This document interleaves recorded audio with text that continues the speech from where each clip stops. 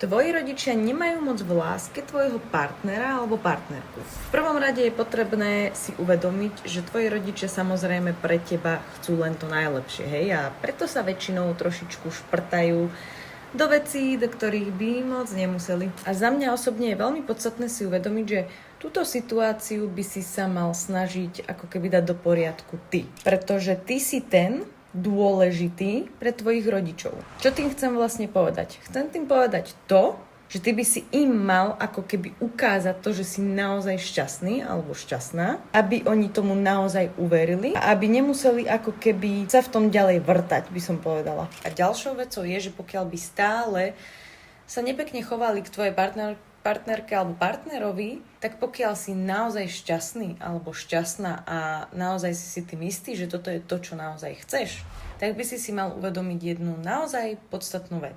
Nenechaj zničiť rodinu, ktorú si buduješ, tou, z ktorej pochádzaš. Pretože, povedzme si na rovinu, so svojimi rodičmi nebudeš žiť do konca života.